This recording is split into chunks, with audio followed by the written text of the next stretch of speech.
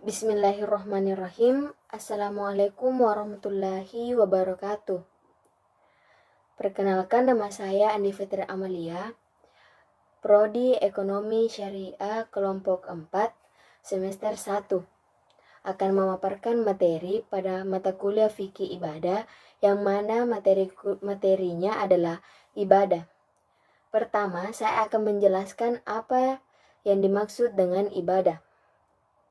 Di dalam Al-Quran, kata ibadah berarti patuh atau tunduk, al-hudu, mengikut, menurut, dan doa. Dalam pengertian yang sangat luas, ibadah adalah segala sesuatu yang dicintai dan diridhoi Allah, baik berupa perkataan maupun perbuatan. Pun menurut ulama fikih, ibadah adalah semua bentuk pekerjaan yang bertujuan memperoleh ridho Allah dan mendambakan pahala darinya di akhirat. Yang kedua, dasar tentang ibadah dalam Islam. Di dalam Al-Quran terdapat beberapa ayat yang menjelaskan dasar-dasar ibadah. Di antaranya firman Allah berikut. Bismillahirrahmanirrahim.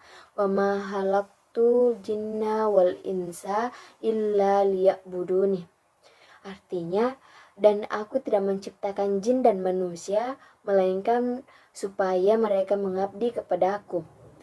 Quran Surah As-Zariyat ayat 56. Dan dalam Surah Al-Baqarah ayat 21 yang artinya, hai manusia, sembahlah Tuhanmu yang telah menciptakanmu dan orang yang sebelummu, agar kamu bertakwa. Definisi itu antara lain adalah yang pertama, ibadah adalah taat kepada Allah dengan menjelaskan perintahnya melalui lisan para rasulnya. Yang kedua, ibadah adalah merendahkan diri kepada Allah Subhanahu wa Ta'ala, yaitu tingkatan tunduk yang paling tinggi disertai dengan rasa mahabbah atau kecintaan. Dan yang paling tinggi,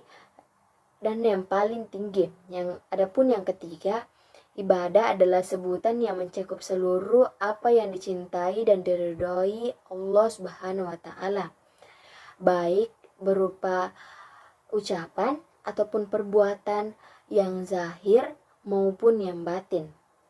Yang ketiga ini adalah definisi yang paling lengkap.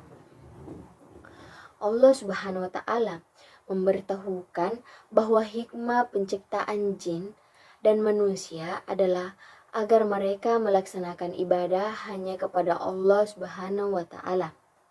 Dan Allah Maha Kaya tidak membutuhkan ibadah mereka, akan tetapi merekalah yang membutuhkannya.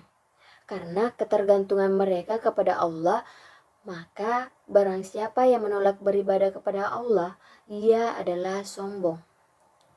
Siapa yang beribadah kepadanya tetapi dengan selain yang disyariatkannya, maka ia adalah mubtadi atau pelaku bid'ah. Dan barang siapa yang beribadah kepadanya hanya dengan apa yang disyariatkannya, maka ia adalah mukmin muwahhid yang mengesahkan Allah. Nah, setelah mengetahui apa itu ibadah, selanjutnya saya akan menjelaskan tentang ruang lingkup ibadah itu sendiri yang mencakup macam-macam ibadah, prinsip ibadah, dan tujuan ibadah.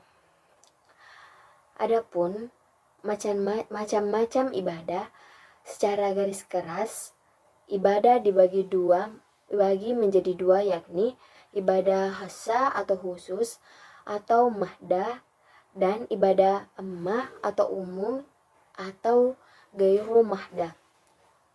Nah, yang pertama, ibadah mahdah adalah ibadah yang khusus berbentuk praktik atau perbuatan yang menghubungkan antara hamba dan Allah melalui cara yang telah ditentukan dan diatur atau dicontohkan oleh Rasulullah SAW. Oleh karena itu, pelaksanaan dan bentuk ibadah ini sangat ketat, yaitu harus sesuai dengan contoh dari Rasulullah SAW seperti salat zakat, puasa, dan haji. Yang kedua, ibadah gairu mahdah adalah ibadah umum berbentuk hubungan sesama manusia dan manusia dengan alam yang memiliki nilai ibadah. Ibadah ini tidak ditentukan cara dan syarat secara detail, diserahkan kepada manusia sendiri. Islam hanya memberi perintah atau anjuran dan prinsip-prinsip umum saja. Misalnya, menyantuni fakir miskin, mencari nafkah, bertetangga, bernegara, tolong-menolong, dan lain-lain. Selanjutnya, ibadah dari segi pelaksanaannya dapat dibagi dalam 3 bentuk, yakni sebagai berikut. Yang pertama, ibadah jasmania rohania, yaitu perpaduan ibadah antara jasmani dan rohani, misalnya salat dan puasa. Yang kedua, ibadah rohania dan maliyah, yaitu perpaduan ibadah rohania dan harta, seperti zakat. Yang ketiga, ibadah jasmani, rohania, dan maliyah, yakni ibadah yang menyatukan ketiganya, contohnya seperti ibadah haji. Ditinjau dari segi kemanfaatannya, ibadah dibagi menjadi 2, yaitu kepentingan fardi atau perorangan seperti sholat dan kepentingan ijtimai atau masyarakat seperti zakat dan haji. Ditinjau dari segi bentuknya, ada ibadah ada 5 macam, yaitu sebagai berikut. Yang pertama, ibadah dalam bentuk perkataan atau lisan, seperti zikir, doa, tahmid, dan membaca Al-Quran. Yang kedua, ibadah dalam bentuk perbuatan yang tidak ditentukan bentuknya, seperti membantu atau menolong orang lain, jihad, dan mengurus jenazah. Yang ketiga, ibadah dalam bentuk pekerjaan yang telah ditentukan bentuknya, seperti sholat, puasa, zakat, dan haji. Yang keempat, ibadah yang tata cara pelaksanaannya berbentuk menahan diri, seperti berpuasa, iktikaf, dan ihram. Yang kelima, ibadah yang berbentuk menggunakan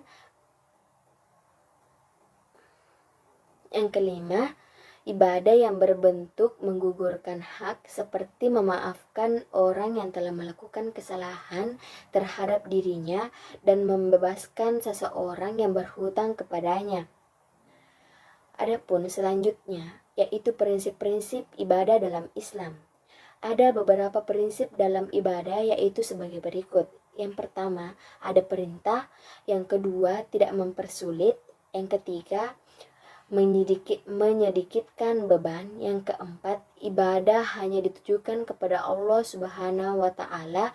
Yang kelima, ibadah dilakukan secara ikhlas.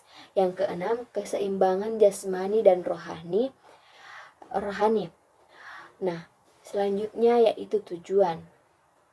Tujuan ibadah adalah untuk membersihkan dan menyucikan jiwa dengan mengenal dan mendekatkan diri kepada Allah Subhanahu wa Ta'ala, serta mengharapkan ridho dari Allah Subhanahu wa Ta'ala. Sehingga ibadah di samping untuk kepentingan yang bersifat ukhrawi, juga untuk kepentingan dan kebaikan bagi diri sendiri, keluarga, serta masyarakat yang bersifat duniawi. Mungkin cukup sekian yang saya sampaikan. Lebih dan kurangnya mohon dimaafkan. Wallahu muwaffiq ila aqwamit thoriq. Wassalamualaikum warahmatullahi wabarakatuh.